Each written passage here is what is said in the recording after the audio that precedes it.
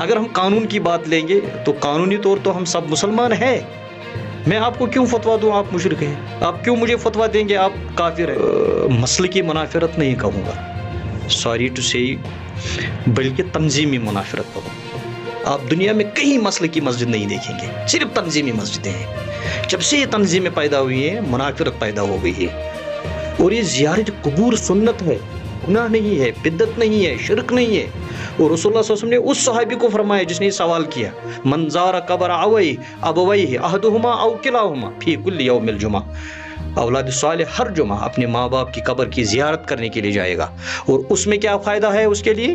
غفر اللہ، اس اولاد صالح کی مغفرت ہو جائے. ریسنٹلی جو واقعہ ہوا ہے، جو پہلگام میں ہو گیا، اس کو ہم نے اس دن بھی کنڈم کیا اور آج بھی کنڈم کر رہے ہیں. اور اس کی ہم غیر جانبدار تحقیقات چاہتے ہیں. اور غیر جانبدار تحقیقات کرنے کے بعد جو بھی اس میں ملوث پائے ان سے ایسی عبرتناک سزا ان کو ملنی چاہیے کہ ساری دنیا 100 بار سوچے ہمیں یہ کرنا چاہیے کہ نہیں کرنا چاہیے. مکمل نظام حیات سمجھنے کے بعد میں سیاسی اسلام نہیں کہنا چاہتا ہوں بلکہ اسلامی سیاست کرنا چاہتا ہوں. پوڈ کاسٹ دیکھنے اور سننے والوں کو رشید راحل کا پیار بھرا سلام. آج ہم نے اپنے اسٹوڈیو میں مدعو کیا ہے میر وائز جناب مولانا حسن فردوسی صاحب کو. مولانا صاحب، ایشین میل پوڈ کاسٹ میں آپ کا بہت بہت خیر مقدم. وعلیکم السلام ورحمۃ اللہ، آپ کا بھی بہت بہت شکریہ. مولانا صاحب، آپ سے جاننا چاہتے ہیں کہ آپ کے بچپن کے بارے میں. سب سے پہلے کہ آپ کہاں تولد ہوئے اور آپ کا تعلیمی سفر کہاں سے شروع ہوا اور کس طرح سے آپ نے اپنا بچپن گزارا. بسم اللہ الرحمن الرحیم. میری جائے پیدائش لاوی پورہ سری نگر ہے. 30 مارچ 1979 کو میں پیدا ہوا ہوں. میری تعلیم کی شروعات لاوی پورہ مڈل سکول سے ہوئی ہے. مڈل سکول سے نکلنے کے بعد میں government high school Narbal matric کیا ہے. اس کے بعد 12th تک government higher secondary school Magam سے کیا ہے. اس کے بعد گریجویشن اور M a in history Maulana Azad national university سے کیا ہے حیدرآباد سے. اور عالم اور فاضل کی تعلیمات دیوبند وقف سے کی ہے. آج کل الحمدللہ پی ایچ ڈی کی بھی تیاری کر رہا ہوں، ایڈمیشن ہو چکا ہے. مولانا صاحب، یہ بتائیے کہ میر وائز کس نے آپ کو خطاب دیا اور اس کے لیے کیا ضروری ہے؟ اصل میں 2013 میں مسلم پرسنل بورڈ جموں کشمیر کا ایگزیکٹو ممبر بنا، کیونکہ سارے دیش میں ہندوستان میں ایک مسلم پرسنل لا بورڈ ہے، مگر جموں کشمیر میں الگ سے ایک مسلم پرسنل لا بورڈ ہے جن کے سربراہ مفتی اعظم ہوا کرتے ہیں. ان دنوں مولانا مفتی بشیر الدین فاروقی صاحب یہاں گرینڈ مفتی اعظم تھے، تو انہوں نے مجھے مسلم پرسنل بورڈ کا ممبر بنایا. پھر جتنے بھی میٹنگیں ہوا کرتی تھی میں ان میٹنگوں میں شامل ہوتا تھا. 2016 کے برہان انریسٹ کے بعد ایک میٹنگ بلائی گئی. 3 مدعے تھے، اس میں 3 مسائل پہ بات کرنی تھی. تقریباً 300 علماء کرام وہاں جمع تھے، تو ہر ایک کو بولنے کے لیے 3 منٹ دے دی گئی. مفتی بشیر الدین فاروقی صاحب بذات خود اس کی صدارت کر رہے تھے. جب میری باری آئی تو میں نے صرف 1 منٹ میں 3 مسئلے بیان کیے اور تینوں کا حل بھی بتا دیا. صرف 1 منٹ میں نے 3 منٹ 4 منٹ نہیں لیے. پھر وقفہ ہو گیا. وقفہ سے پہلا ہی میرا 1 منٹ کا خطاب ہو گیا. وقفے کے بعد مفتی اعظم صاحب نے ہم کو سب کو کھانا کھلایا، مسلم پرسنل بورڈ. تو اس نے اعلان کر دیا وہاں پر کہ یہاں حسن فردوسی صاحب ہے، اس کو ہم میر وائز گوشت کرتے ہیں، اس کو ہم میر وائز بناتے ہیں. تو میں نے رونا شروع کر دیا. حقیقت میں یہ ہے، اگر وہ ویڈیو آج بھی میرے پاس ہو تو میں نے اس میں رونا شروع کر دیا کہ میں اس قابل نہیں ہوں. اس نے کہا آپ چھپ کر کے بیٹھیے، آپ اس قابل ہو. میں نے اعلان کر دیا. اس کے بعد 2017 میں مفتی اعظم صاحب بہت زیادہ بیمار ہو گئے، تو میں کچھ دنوں سورا میڈیکل انسٹیٹیوٹ میں، جو آج مفتی اعظم صاحب ہیں، مفتی ناصر الاسلام فاروقی صاحب، ان کے ساتھ وہاں ٹھہرا. تو مفتی اس وقت کے بشیر الدین فاروقی صاحب نے میرا ہاتھ مفتی اعظم مفتی ناصر الاسلام صاحب کے ہاتھ میں دے دیا کہ آپ دونوں بھائی ہو اور ہمیشہ یہ ساتھ نبھانا، ایک دوسرے کو عزت کر کے آگے چلنا. پھر ہوا ایسے کہ مفتی بشیر الدین فاروقی صاحب اس دنیا سے چلے گئے. اس جنازے میں میں خود تھا، خانقاہ معلیٰ میں جنازہ ہوا. پھر 5 جنوری 2017 کو ہی مفتی اعظم مفتی جموں کشمیر ناصر الاسلام فاروقی صاحب کنزر مرکزی جامع مسجد شاہ ہمدان میں جمعہ خطاب کے لیے آ گئے. تو میں مسجد میں بیٹھا تھا. جتنے بھی ایگزیکٹو ممبران تھے مسلم پرسنل بورڈ جموں کشمیر کے، وہ سارے ان کے ساتھ تھے. 6 تھے، 7واں میں تھا.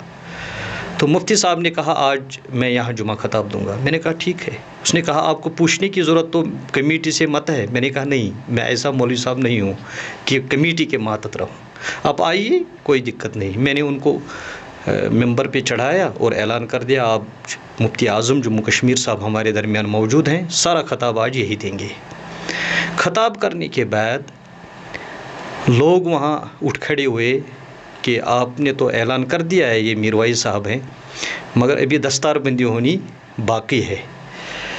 مفتی بشیر الدین فاروقی صاحب کے فرزند مفتی ناصر الاسلام فاروقی صاحب نے 6 ممبران جو ایگزیکٹو ممبران تھے مسلم پرسنل بورڈ کے، ان کو ایک ایک کر کے نام بلا کر اٹھا لیا، آ جائیے ادھر، اور میرا نام بھی، آپ بھی اٹھیے. تو انہوں نے دستار ساتھ لایا تھا، انہوں نے میری دستار بندی کی. وہاں اتنا رویا، میں تقریباً 10 منٹ چھپ نہیں کر پایا. میں اتنا رویا کیونکہ یہ چھوٹا کام نہیں ہے، میر وائز بننا معمولی کام نہیں ہے. میں سمجھ رہا تھا یہ کتنا بڑا بوجھ میرے اوپر ڈالا گیا ہے، میں اس کے اہل نہیں ہوں. مگر ان نے دستار باندھ دیا. پھر سارے چینلوں نے وہ دکھا دیا، یہاں اخبارات میں بھی آ گیا، سوشل میڈیا پہ وہ وائرل، بہت زیادہ وائرل ہو گیا. تب سے میں اس کرسی پر بیٹھا ہوں اور اللہ کے فضل ہے. جی صاحب، آپ کو نہیں لگتا ہے کہ ایک IAS آفیسر یا KS آفیسر بننا مشکل ہے جبکہ ایک مولوی بننا آسان ہے؟ بالکل. جو یہ دارالعلوم کا جال یہاں بچھایا گیا ہے، اس میں بھی کرائیٹیریا میرے خیال سے نہیں ہے. میں اس بندے کا نام نہیں بتاؤں گا. اس ماہ رمضان میں ایک بندہ میرے پاس آ گیا، میر وائز صاحب یہ 20 لاکھ روپے میری طرف سے آپ کو. میں نے کہا مجھے کیا کرنا ہے، ایک دارالعلوم بنائیے. میں نے کہا دارالعلوم بہت سارے ہیں، مجھے دارالعلوم بنانے کی ضرورت. پھر کیا ہے آپ کے مائنڈ میں سننا چاہتا ہوں. میں نے کہا ایک ریسرچ انسٹیٹیوٹ کھولنا چاہتا ہوں. اگر آپ اس میں تعاون کرنا چاہتے ہیں، کیونکہ ہمارے بچے جو یہاں جموں کشمیر کے بچے ہیں وہ دلی میں جاتے ہیں IAS کی پریپریشن کے لیے، IPS کی پریپریشن کے لیے، IRS کی پریپریشن کے لیے یا UPSC کے لیے، تو وہ وہاں ڈیرا بھی کرنا پڑتا ہے، کھانے کا انتظام بھی کرنا پڑتا ہے، اور 3 لاکھ روپے، 6 لاکھ روپے، 10 لاکھ روپے کوچنگ انسٹیٹیوٹوں کو بھی دینے پڑتے ہیں. میری ایک خواہش ہے، ان سے میں کہہ رہا تھا، میری ایک خواہش ہے میں ایسا ایک انسٹیٹیوٹ یہاں بناؤں جہاں میں ان کو تعلیم مفت دوں. اگر آپ اس میں تعاون کرنا چاہیں، میں ان کو ریزیڈنس بھی مفت دینا چاہتا ہوں، میں ان کو کھانے کے لیے بھی مفت دینا چاہتا ہوں. اس نے کہا میر وائز صاحب آپ کی سوچ بہت بلند ہے، مگر میری ایک ایڈوائس ہے، آپ فری میں پڑھائیے مگر کھانے سے پیسے لیجیے، رہنے کے پیسے لیجیے ان سے، کیونکہ ان کو بھی لگے ہم کچھ کنٹریبیوٹ کر رہے ہیں. میں نے ان کے ساتھ اتفاق کیا اور اس پہ میں کوشش کر رہا ہوں. اگر اللہ نے چاہا، دارالعلوم بہت زیادہ ہے، اور ان دارالعلوموں سے کیا ہوا یہ بھی میں آپ کی وساطت سے قوم کو کہنا چاہتا ہوں. آج یہ مولانا صاحب جو ایک دوسرے سے لڑ رہے ہیں نا، یہ ISI نہیں کر پائیں گے، یہ KPS بھی نہیں کر پائیں گے، IPS بھی نہیں کر پائیں گے. جب وہ کسی میدان میں نہیں آگے بڑھ پائے تو وہ دارالعلوم کا رخ کرتے ہیں. وہاں سے آنے کے بعد اتنی مسجدیں یہاں نہیں ہیں جتنے مولانا صاحب پیدا ہوئے ان دارالعلوموں سے. پھر کیا ہے راحل صاحب، آپ ایک مسجد میں امامت کر رہے ہیں، میں بھی دارالعلوم سے پڑھ کے آ گیا، آپ کو جب میں نہیں گراؤں گا تو میں آگے کیسے بڑھوں گا؟ یہ بہت بڑی پرابلم ہے یہاں۔ یہ جو مذہبی منافرت یا مسلکی منافرت آج کل پھیلائی جا رہی ہے، خاص کر یہ جو سوشل میڈیا کے ذریعے سے اکثر دیکھا جاتا ہے کہ گھر گھر علماء نکلے ہیں اور ایک دوسرے کے خلاف بیان بازیاں کرتے ہیں کہ یہ شرک ہے، یہ کفر ہے، یہ صحیح ہے، یہ غلط ہے، تو ایک دوسرے کے خلاف فتوے جاری کرتے ہیں۔ آپ کا کیا رول ہے بحیثیت میر وائز؟ اگر آپ نے میرا پیج دیکھا ہوگا یا میری سپیچز دیکھی ہوں گی یا میں کبھی لکھتا ہوں تو سب میں میرا یہی ہوتا ہے کہ ہم مسلمان ہیں، کلمے کی بنیاد پہ ہم ایک ہیں، انما المؤمنون اخوہ۔ جب ہم ایک ہیں، کلمے کی بنیاد پہ ایک ہیں، پھر ہم مسلمان ہو گئے۔ پھر امام اعظم امام ابو حنیفہ رحمۃ اللہ علیہ نے فرمایا ہے، یہ دوسری بات ہے، یہ حقیقی مسلمان بنا ہے کہ قانونی مسلمان۔ اگر ہم قانون کی بات لیں گے تو قانونی طور تو ہم سب مسلمان ہیں، میں آپ کو کیوں فتویٰ دوں آپ مشرک ہیں؟ آپ کیوں مجھے فتویٰ دیں گے آپ کافر ہیں یا آپ گستاخ ہیں؟ یہ کسی کے جائز نہیں ہے کسی کو یہ فتویٰ دے دے کہ آپ مشرک ہیں، آپ کافر ہیں، کیونکہ رسول اللہ صلی اللہ علیہ وسلم نے فرمایا اگر میں آپ کو کوئی الزام دیتا ہوں آپ اس کے قابل نہیں ہے، پھر وہ آسمانوں میں جاتا ہے، ان کے لیے وہاں جگہ نہیں ہوتی ہے، زمینوں میں جاتی ہے، وہاں بھی جگہ نہیں، پھر وہ لوٹ کے اسی پہ آتی ہے۔ آج جو یہاں میں اس کو مسلکی منافرت نہیں کہوں گا، سوری ٹو سے، بلکہ تنظیمی منافرت کہوں گا۔ یہاں تنظیمی منافرت ہے۔ ہم نے دیکھا یہاں، آج میں امراج باغ میں بیٹھا ہوں آپ کے سامنے پوڈ کاسٹ کے لیے، آپ جائیے اخراج پورہ، 2 مسجدیں ہیں ایک ساتھ ہیں، کوئی گیپ نہیں ہے۔ ایک سکھ بھائی میرے ساتھ چلتا تھا، مجھے یاد نہیں ہے کس سال، اور یہاں زیون کا امتیاز صاحب بھی تھا، ان کی شادی یہاں ہی ہوئی ہے۔ ہم جا رہے تھے کسی دعوت کے پروگرام میں، تو ایک سکھ بھائی ہمارے ساتھ چلے، چونکہ میں اس وقت چھوٹا تھا، بڑا یہ اسلام کا تھا، میں نے اس کو کہا سکھ بھائی آپ جہنم میں جاؤ گے اور آپ جل جاؤ گے، آگ میں جلو گے، آپ مسلمان بن جاؤ، جنت میں جاؤ گے۔ تو وہ بھی ہم سے کہتے چھوٹے بھی ہے، تو چلتے چلتے یہاں اخراج پورہ ہم پہنچے۔ وہاں ایک مسجد جو تنظیمی مسجد ہے، مسلکی مسجد نہیں ہے، آپ دنیا میں کہیں مسلکی مسجد نہیں دیکھیں گے، صرف تنظیمی مسجدیں ہیں۔ جب سے یہ تنظیمیں پیدا ہوئی ہیں منافرت پیدا ہو گئی ہے، اور مولوی صاحب بھی تنظیم کے پیدا ہو گئے، مسجد بھی تنظیموں کے بنائے گئے۔ جیسے وہ تعویذ لگاتے ہیں نا، مسجدوں کو تعویذ لگائے گئے ہیں بورڈ کے بدلے، بورڈ ہے وہ ان کے تعویذ ہیں، اور یہ بھی شرک ہے، یہ تنظیم کا بورڈ لگانا بھی شرک ہے۔ اور میں نے خود اپنی آنکھوں سے دیکھا ہے، مسجد کو 2 حصوں میں بانٹا گیا ہے تنظیم کی بنیاد پہ۔ کیا اسلام میں مقدم نہیں ہے اتحاد؟ مقدم نہیں ہے اتفاق؟ کیا اسلام میں مجھے آپ کے خلاف بولنا جائز ہے؟ اسلام میں آپ کی عزت کرنا جائز ہے میرے لیے۔ مولانا یہاں میں آپ سے مگر یہ کہنا چاہوں گا، وہاں ایک پلنتھ دیا ہوا تھا ایک مسجد کا، مگر بورڈ لگا تھا تنظیم کا، یہ کس تنظیم کی بن رہی ہے؟ آلریڈی ایک مسجد بنی تھی، تو اس سکھ بھائی نے ہم دونوں کو روکا، بھائی یہ کیا ہے؟ ہم نے کہا مسجد کن کی ہے؟ بورڈ لکھا تھا، میں نے بورڈ پڑھ لیا، اچھا یہ کیا ہے؟ میں نے کہا یہ بھی مسجد بن رہی ہے۔ اس نے کہا یہ کن کی مسجد بن رہی ہے؟ اس میں بورڈ لگا تھا، کیونکہ ہم پہلے بورڈ لگاتے ہیں پھر بناتے ہیں، للہیت اس میں نہیں ہوتی ہے، تنظیم کو خوش کرنا ہوتا ہے، اللہ خوش نہیں ہوتا ہے ایسے۔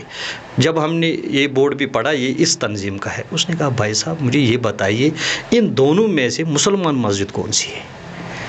میں لاجواب ہو گیا، میں کیا کہتا؟ یہی تو مسئلہ ہے۔ کیا آج سارے ہندوستان میں دلت مسلمان نہیں ہوتے؟ اسی تنظیم پرستی نے ان کو روک دیا۔ چلیے آپ۔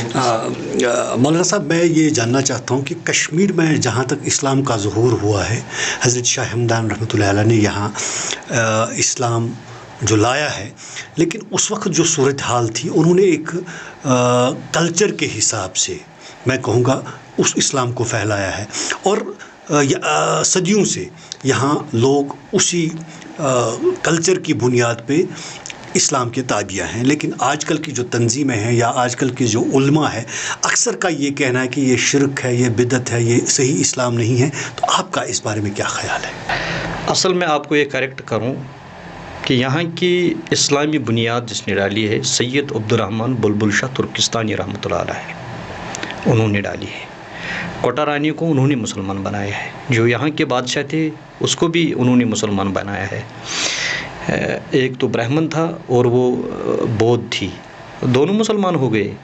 پھر 700 سادات لے کر امیر کبیر میر سید علی ہمدانی رحمۃ اللہ علیہ یہاں وارد ہوئے۔ وشنو کے ساتھ اس نے بحث کی، خانقاہ معلیٰ میں بحث ہوئی وشنوا کے ساتھ، وشنوا ٹک نہیں پائے ان کی دلیلوں کے سامنے۔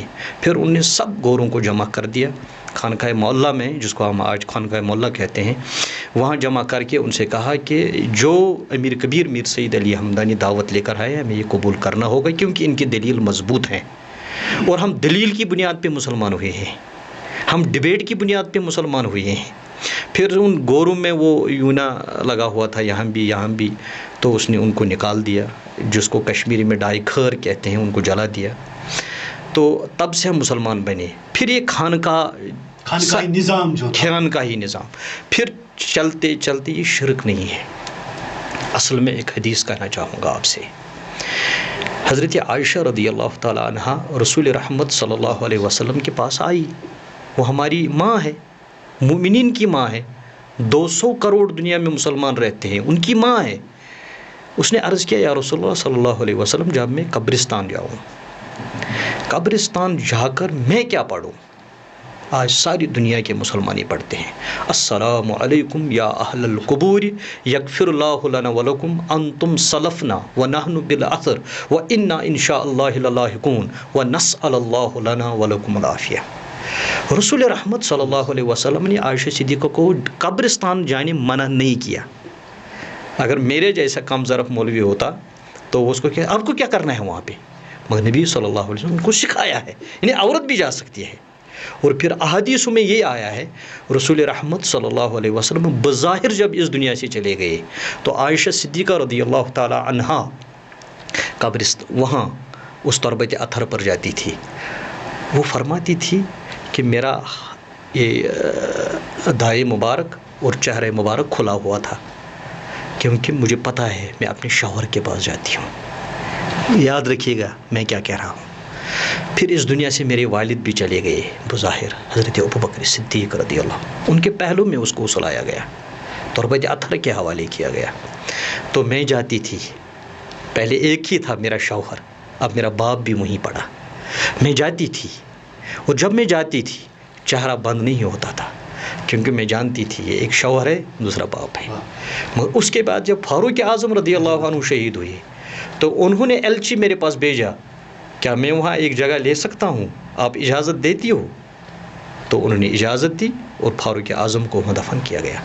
احادیث میں آیا ہے رسول رحمت صلی اللہ علیہ وسلم کی زوجہ محترمہ حضرت سیدہ عائشہ صدیقہ رضی اللہ تعالیٰ عنہ مشدودۃ علی ثوبی، اب میں جب جاتی تھی، جب فاروق اعظم وہاں تربت اطہر کو حوالے کیے گئے، میں نہیں، پردہ تو پہلے بھی تھا، مگر چہرہ ڈھانپ کے جاتی تھی۔ پہلے چہرہ بند نہیں ہوتا تھا، صرف چہرہ، کیونکہ شوہر کے پاس چہرہ کھلا ہونا کوئی عیب نہیں، باپ کے سامنے چہرہ کھلا ہونا کوئی عیب نہیں۔ مگر جب فاروق اعظم وہاں دفن کیے گئے تو اس نے کہا، کیونکہ یہ ایک خاوند ہے، شوہر ہے، دوسرے والد ہے، ان کے ساتھ کوئی رشتہ نہیں، ایمان کا رشتہ ہے، میں ان کی ماں ہوں، مگر ان کے ساتھ میرا کوئی رشتہ نہیں ہے، مشدودۃ علی ثوبی۔ پھر میں جب بھی جاتی تھی اس قبرستان میں، وہ قبرستان ہی ہو گئے پھر، تو میں جب جاتی تھی ادھر مشدودۃ علی ثوبی، میں اپنا چہرہ بھی چھپا کر جاتی تھی۔ اس کا مطلب یہاں یہ نکلتا ہے کہ جو ہماری ماں بہنیں زیارت گاہوں پہ جاتی ہے یا قبروں پہ جاتے ہیں، اگر وہ باضابطہ طور پردہ کر کے جائیں گے تو کوئی گناہ نہیں، شریعت کے مطابق جائیں تو کوئی گناہ نہیں۔ اور مرد کے لیے تو ایک حدیث میں رسول اللہ صلی اللہ علیہ وسلم نے فرمایا، وہ لمبا حدیث ہے مگر اتنا ہی میں آپ کو، جابر بن عبداللہ رضی اللہ عنہ ان کی روایت کرتے ہیں، طبرانی کی حدیث مبارک ہے کہ رسول اللہ صلی اللہ علیہ وسلم نے ماں باپ کے حقوق بیان کیے۔ نماز کے بعد ایک صحابی کھڑا ہو گئے، جابر بن عبداللہ فرماتے ہیں یا رسول اللہ صلی اللہ علیہ وسلم، میرا ماں بھی اس دنیا سے چلی گئی ہے، میرا باپ بھی اس دنیا سے چلا گیا ہے، میں تو یہ ثواب نہیں کما سکتا ہوں۔ فرمایا کوئی گھبرانے کی ضرورت نہیں ہے، من زار قبر ابویہ، آپ کا باپ زندہ تھا، آپ کی ماں زندہ تھی، آپ اس کے چہرے کی طرف دیکھتے تھے. جس طرح قرآن کو دیکھنا عبادت ہے، کعبے کو دیکھنا عبادت ہے، اس طرح ماں اور باپ کے چہرے کو دیکھنا بھی عبادت ہے. مگر اب جب ماں اور باپ آپ کے سامنے نہیں ہے، وہ قبر میں دفن ہے، اب کیا کریں گے؟ چہرہ تو نہیں دیکھ سکتے. پھر فرمایا من زارا، جس نے اب زیارت کی، قبر کی، ابوئی ہے ماں باپ کی، احدہما ان دو میں سے ایک کی، او کلاہما یا دونوں کی. دیکھیے حدیث کتنی پیاری حدیث ہے. جس نے اپنے باپ کے قبر کی زیارت کی، جس نے ماں کے قبر کی زیارت کی، یا جس نے دونوں کی قبر کی زیارت کی. یہ زیارت قبور گناہ نہیں ہے، یہ سنت جناب محمد رسول اللہ صلی اللہ علیہ وسلم، عملی سنت بھی ہے اور قولی سنت بھی ہے. عائشہ صدیقہ نے ڈھونڈا، اس کو شب برات ہم کہتے ہیں. کہاں پائے؟ مزار بقیع میں.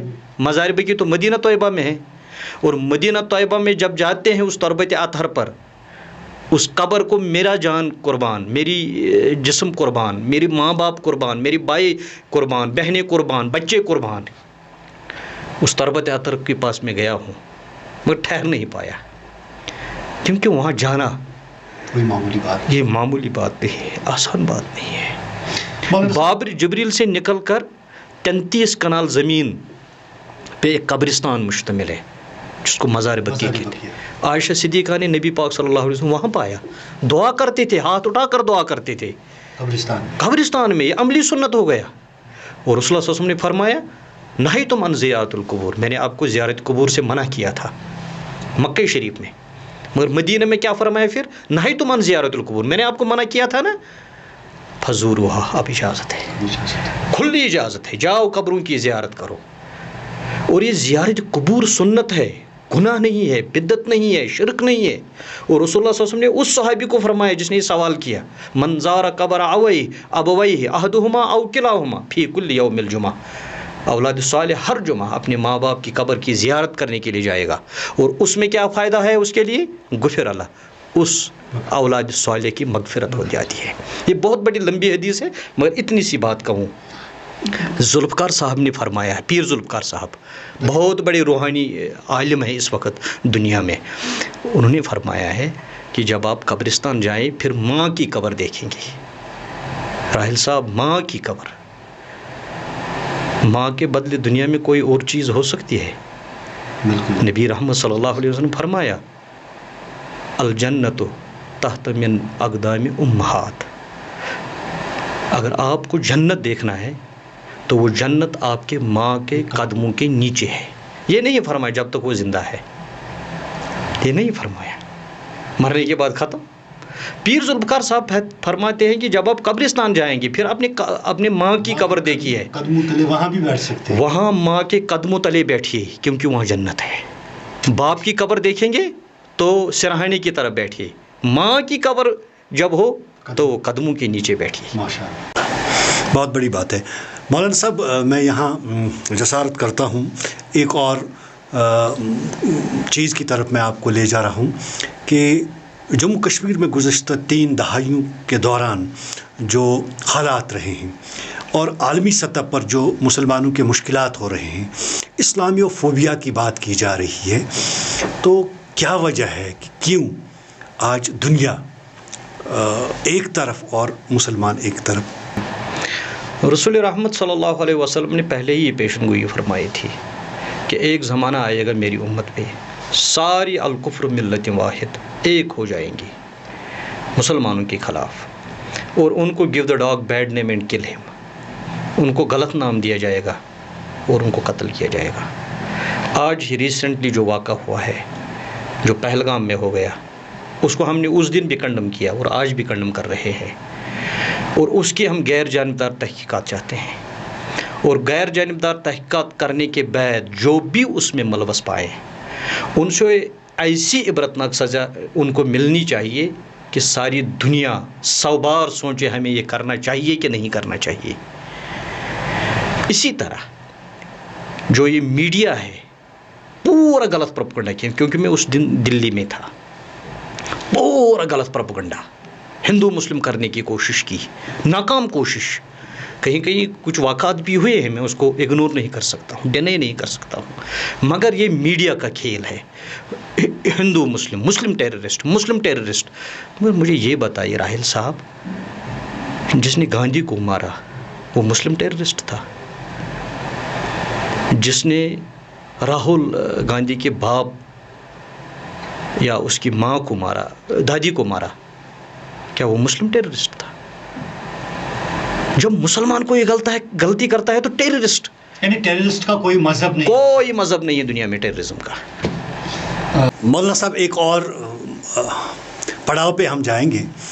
گزشتہ کئی برسوں سے دیکھنے کو مل رہا ہے کہ آپ سیاست میں دلچسپی لے رہے ہیں، کیونکہ اکثر آپ دلی اور ملک کے مختلف شہروں میں کانفرنسوں میں شرکت کر رہے ہیں اور سیاست پہ بات کرتے ہیں. کیا وجوہات ہے سیاست کی طرف راغب ہونا؟ اصل میں اسلام کو کمپلیٹ وے آف سمجھتا ہوں، مکمل نظام حیات سمجھتا ہوں، مکمل نظام زندگی سمجھتا ہوں. مکمل نظام حیات سمجھنے کے بعد میں سیاسی اسلام نہیں کہنا چاہتا ہوں، بلکہ اسلامی سیاست کرنا چاہتا ہوں. سیاسی اسلام نہیں کہنا چاہتا، اسلامی سیاست. یہ دو چیزیں بہت بڑی فرق ہے. اگر اس پر بات کریں گھنٹوں لگے. مختصراً ہمیں تھوڑا بہت اس میں وضاحت کیجیے ہمارے ناظرین کو، آخر اسلامی سیاست اور سیاسی اسلام. ایک تو اسلامی سیاست یہ ہے کہ یہ ایک شعبہ ہے اسلام کا، اسلام کے ماتحت سیاست کو رکھنا ہے. دوسری ہوگی سیاسی اسلام، یعنی سارا اسلام سیاست کے ماتحت کرنا، ارد گرد گھمانا نہیں، وہ سراسر غلط ہے، وہ غلط ہے. اس سے نقصان مسلمان، بہت زیادہ نقصان. آج کل ایسا لگ رہا ہے کہ آپ کو کہ دنیا میں اسی کی وجہ سے آپ کو بہت زیادہ، اسی کی وجہ سے بہت زیادہ نقصان ہے. مولانا صاحب مجھے یہ بتائیے کہ اب کہاں تک آپ اپنے آپ کو پا رہے ہیں کہ آپ اس چیز میں کامیاب ہو رہے ہیں جو دو چیزوں کا آپ نے فرق بتایا، کہ جس نظریہ سے آپ اسلام کو دیکھتے ہیں یا جس نظریہ سے آپ سیاست کو دیکھتے ہیں، کشمیر میں کیا کبھی ایسا موقع ملے گا کہ جو آپ کا خواب ہے، جو آپ کا نظریہ ہے، اس نظریہ کو آپ لوگ یہاں کے فالو کریں گے؟ انشاءاللہ. جو انٹلیکچوئلز ہیں، میں اپنے آپ کو انٹلیکچوئلز میں شمار نہیں کرتا ہوں، بلکہ ایک اسٹوڈنٹ کی حیثیت سے انٹلیکچوئلز سے بات چیت ہوتی رہتی ہے، اور الحمدللہ بہت بڑا طبقہ انشاءاللہ آنے والے زمانے میں مجھے لگتا ہے، آنے والے دنوں میں، آنے والے سالوں میں مجھے لگتا ہے انشاءاللہ یہ بہت زیادہ کامیاب ہوں گے اور انشاءاللہ ہم رول کریں گے. آپ CM اس کے بارے میں ہمیں تھوڑا بہت بتائیے، یا لائرز کونسل جو ہے یا مسلم پرسنل لا بورڈ جو ہے، ان کی میٹنگوں میں آپ جاتے ہیں، وجوہات کیا ہے؟ مطلب لائرز کونسل کا اور CM کا. آل انڈیا مسلم پرسنل لا بورڈ جو ہے سارے ہندوستان میں پھیلا ہوا ہے، اور جیسے کہ میڈیا میں بھی آ چکا ہے 9 لاکھ کنال زمینیں ان کے پاس.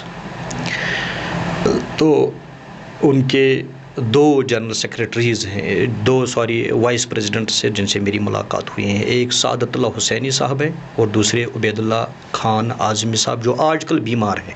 اللہ ان کو شفائی کاملہ عطا فرمائے. ٹاٹا میموریل ہاسپٹل بمبئی میں ایڈمٹ ہے اور CA پیشنٹ ہیں. اللہ ان کو شفائی کاملہ عطا فرمائے. اور اس کے بعد مجددی صاحب جو جنرل سیکرٹری ہیں آل انڈیا مسلم پرسنل بورڈ، ان کے ساتھ 1-to-1 میٹنگ بھی ہوئی ہے. انہوں نے مجھے یہاں قائل کیا کہ آپ بھی اپنی وائس ہمارے پلڑے میں ڈال دیجیے، کیونکہ ہم اس دیش کو کامیاب چاہتے ہیں. کیونکہ انگریزوں سے غلامی کی لہر، غلامی کی آواز پہلے ہم نے ہی اٹھائی ہے، مسلمانوں نے اٹھائی ہے. پھر یہ سفید انگریز تو یہاں سے چلے گئے. اب جو میں نے پچھلے ہی ایک بہت بڑی آل انڈیا مسلم پرسنل بورڈ میں ایک تقریر کی، تو میں نے بھی سوشل میڈیا پہ ڈالی نہیں.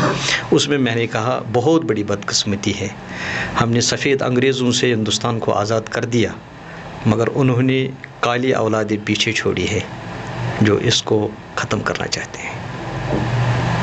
تو CM combined movement for constitutional rights of minorities, آج ہم دیکھتے ہیں ہندوستان میں مائنارٹیز کے ساتھ ظلم ہو رہا ہے. مسلم ہو، سکھ ہو، دلت ہو، منی پور میں عیسائی ہو. تو ہم نے اس میں سوچ سمجھ کر یہ کوشش کی کانسٹیٹیوشنلی جو رائٹس ہیں مائنارٹیز کے اس پر بات کریں اور ان کو سمجھانے کی کوشش کریں کہ کانسٹیٹیوشن میں یہ رائٹس ہیں جو ہم اچیو کر سکتے ہیں. جو اچیو نہیں کر سکتے اس پہ محنت کرنے کی کوئی ضرورت نہیں ہے. جب اچیو نہیں ہوگا، ہاں جو اچیویبل گولز ہوں ان پہ محنت کرنا اور انشاءاللہ کامیابی ہو جاتی ہے. اور تیسری آپ نے کہا آل انڈیا لائرس کونسل. میں چاہتا ہوں سارے دیش میں بنا کسی کاسٹ، کریڈ، کلر کہ جتنے بھی لوگ ان کے پاس بہت ساری پرابلمز ہیں، کورٹ میں جانا چاہتے ہیں مگر ان کے پاس ایک بھی پیسہ نہیں ہوتا. کیونکہ جب سپریم کورٹ کی بات کرتے ہیں لائرس پہلے اپوائنٹمنٹ کے لیے 2 لاکھ 3 لاکھ لیتے ہیں، وہ کہاں سے لائیں گے؟ پھر میں ان کے ساتھ جڑ گیا آل انڈیا لائرس کونسل. تو ان کے ساتھ بہت ساری میٹنگز ہوئی ہے میری الحمدللہ، اور وہاں میں جاتا ہوں. انشاءاللہ ان کا ایک پروگرام کشمیر میں بھی کریں گے. جتنے بھی یہ کیسز ہیں ہاں وہ ہاں میں فون کرتا ہوں ان کو، میں آپ کو کیس بھیجتا ہوں، یہ دیکھ لیجیے. وہ کوئی پیسہ نہیں لیتے ان سے. یہ میں ایک کوشش کرتا ہوں اور میں ان کے ساتھ جڑا ہوں. اور کشمیر میں بھی کچھ لوگ میں نے ان کے ساتھ ان کو جوڑ دیا اور الحمدللہ وہ کامیاب ہو گئے. مولانا صاحب، یہ جو آپ نے بڑی بات کہی ہے کہ ملک میں جتنے بھی مائنارٹیز ہیں ان کے حقوق کی آپ بات کر رہے ہیں. حال ہی میں ایک بل پاس ہوئی ہے جو ابھی سپریم کورٹ میں ہے. ہم اس پہ ویسے بحث نہیں کر سکتے ہیں یا اس مسئلے کو نہیں چھیڑ سکتے ہیں، لیکن پھر بھی آپ کا نظریہ کیا ہے وقف امینڈمنٹ بل پہ؟ جو یہ وقف امینڈمنٹ بل ہے، ایک تو ہمیں اس وقت ان کانسٹیٹیوشنلی کوئی کام نہیں کرنا چاہیے، کیونکہ ایک آپشن ہے. وہ آپشن یہ ہے کہ ہم عدالت کا رخ کریں. اور الحمدللہ 100 پٹیشنیں دائر ہوئی. اور آپ کی وساطت سے میں اپنی قوم کو کہنا چاہتا ہوں، سارے ہندوستان کو کہنا چاہتا ہوں، ساری دنیا کے مسلمانوں کو کہنا چاہتا ہوں کہ ہم نے آل انڈیا لائرس کونسل کے ذریعے بھی ایک پٹیشن ہم نے بھی دائر کی. اور الحمدللہ انشاءاللہ الرحمن سپریم کورٹ بہت بڑی عدالت ہے. باہر کی میں بات نہیں کروں گا، لیکن میں جموں کشمیر کی بات کروں گا. جہاں تک وقف کا سوال ہے کہ وقف میں بہت ساری دھاندلیاں ہوئی ہے اور وقف کے جو فنڈز آتے ہیں ان کا کوئی حساب کتاب بھی نہیں ہے. اور جو باقی مذاہب کے لوگ اپنے وقف کو چلاتے ہیں، مسلمان شاید ملک میں اس طرح اپنا وقف نہیں چلاتے. اگر سرکار یہ کہنا چاہتی ہے کہ ایک ٹرانسپیرنسی اس میں آنی چاہیے، تو آپ اس پہ کیوں شور مچاتے ہو؟ اصل میں یہ معاملہ نہیں ہے. اگر آپ امینڈمنٹس دیکھیں گے تو ان میں 8ویں امینڈمنٹ پہ ہمیں اعتراض ہے، کیونکہ وہاں لکھا ہے کہ ایک غیر مسلم بھی وقف بورڈ کا ممبر بن سکتا ہے. ہماری ایک مسجد ہے، ہم مسجد میں 4 ممبر ہیں، 2 غیر مسلم بھی ہو سکتے ہیں. کیا کسی مندر میں ہم مسلمانوں کو شامل کر پائیں گے؟ اس پہ ہمیں اعتراض ہے. ہاں، جو آپ نے بہت بڑی بات ٹرانسپیرنسی، اکاؤنٹیبلٹی، یہ لازمی چیز ہے. اگر میں نااہل ہوں، میرے پاس وقف کی پراپرٹی ہے، میں نااہل ہوں، یہاں 5000 ابھی تو مجھے پورا یاد نہیں ہے، 5000 سے کچھ شرائنز ہیں، ایک بھی ہاسپٹل نہیں ہے. وہی میں کہتا ہوں ایک بھی یونیورسٹی نہیں ہے، کالج نہیں ہے، یونیورسٹی نہیں ہے. یہاں صرف وشنو دیوی مندر ایک ہے، ہاسپٹل بھی ہے، یونیورسٹی بھی ہے. جیسے بینک قرض فراہم کر رہا ہے، وقف بھی قرض کر سکتا ہے مگر نہیں کر پاتے ہیں کیونکہ ایک مافیا تھا. اس کو اگر سرکار سدھارنا چاہتے ہیں تو میری خیال سے اس کے ساتھ ہم ہیں، وہ ہونا چاہیے. اکاؤنٹیبلٹی ہونی چاہیے، احتساب ہونا چاہیے. اور اگر وہ سرکار یہ چاہتی ہے کہ جتنی بھی زمینیں پڑی ہیں، سالوں سے پڑی ہیں، وہاں یونیورسٹی بنائے، کالج بنائے، ہاسپٹل بنائے، ہم ان کے ساتھ ہیں. مولانا صاحب، یہاں ایک اور بات کی طرف آپ کا توجہ مبذول کرانا چاہتا ہوں کہ وادی کا جہاں تک ہم دیکھتے ہیں کچھ برسوں سے یہاں ڈرگ مافیا بڑا سرگرم ہوا ہے اور ہر گھر میں کوئی نہ کوئی متاثر ہو رہا ہے، اور خاص کر نوجوان طبقہ بے راہ روی کی طرف جا رہا ہے، ڈرگ کی طرف جا رہا ہے. تو بحیثیت میر وائز اس حوالے سے آپ کیا کرتے ہیں؟ میں نے الحمدللہ عملی اقدام میں اس میں کچھ کیے ہیں، کیونکہ انڈیویجول کچھ نہیں کر پائے گا. ایک میں سوچ یہاں میں نے بہت سارے انٹلیکٹوئلز کے ساتھ بات کی تھی کہ ہمیں ان کے خلاف کڑی سے کڑی کارروائی کرنی چاہیے. ہمیں ہر ایک آنکھ گورنمنٹ کی اوپ نہیں رکھنی چاہیے. ہماری بھی خود بھی کھڑا ہونا چاہیے. میں باپ ہوں, کیا جو میری فیملی ہے مجھے فیملی کے بارے میں نہیں پوچھا جائے گا؟ میں ایک امام ہوں, جو میری مقتدی ہیں ان کے بارے میں مجھے نہیں پوچھا جائے گا. میں ایک ٹیچر ہوں, جتنے بھی اسٹوڈنٹ کالج یا پرائمری اسکول مڈل اسکول میں ہیں, کیا ان اسٹوڈنٹ کے بارے میں مجھے نہیں پوچھا جائے گا؟ یعنی جو میری ریسپانسبلٹی ہے مجھے وہ پوری کرنی چاہیے. بحیثیت باپ, بحیثیت اپنے محلے کا اگر میں ذمہ دار ہوں, بحیثیت وہ, بحیثیت ٹیچر, بحیثیت مولانا, بحیثیت میر وائز, یعنی ہر ایک ذمہ داری نبھانی چاہیے. مگر 15 لاکھ لوگ, 15 لاکھ گورنمنٹ کا جو اعداد و شمار ہے, 15 لاکھ لوگ ہمارے نوجوان تباہ ہو گئے ہیں. کسی اچھے انٹلیکچوئل نے ورلڈ میں اچھی بات کہی ہے کہ اگر 1 سال کی آپ کو یہ پریپریشن کرنی ہے تو پودے لگائیے, تو 1 سال کا ہو جائے گا آپ کا. اگر 10 سال کی ہے آپ کو تو آپ بڑے بڑے پودے سفیدے لگائیے. اگر آپ کو صدیوں کی یہ ویژن ہے, آئی کیو ہے, چنار لگاؤ. اگر پھر آپ کو جنریشن کی, تو اپنے بچے جو ہیں ان کی اچھی تربیت کریں. جب ہمارے قوم کے نوجوان بگڑ جائیں گے تو اس معاشرے کا کیا ہوگا؟ اب آپ نے بہت ہی قیمتی باتیں ہمیں بتائی اور امید کرتے ہیں کہ ہمارے ناظرین کو یہ پسند آ گئی. کیا آپ کا آخری پیغام کیا ہوگا ہمارے ناظرین کے لیے؟ تمام ناظرین کے لیے ایک ہی پیغام ہے. وہ پیغام یہ ہے کہ ہمیں محبت بانٹنا چاہیے, نفرت کو دور کرنا چاہیے, ایک دوسرے کو عزت دینی چاہیے, ذلت نہیں دینی چاہیے. ایک دوسرے پہ سر پہ دستار رکھنا چاہیے, دستار گرا کر پاؤں تلے اس کو روندنا نہیں چاہیے. سب سے یہی گزارش ہے, محبت سے سارا کام ہوگا.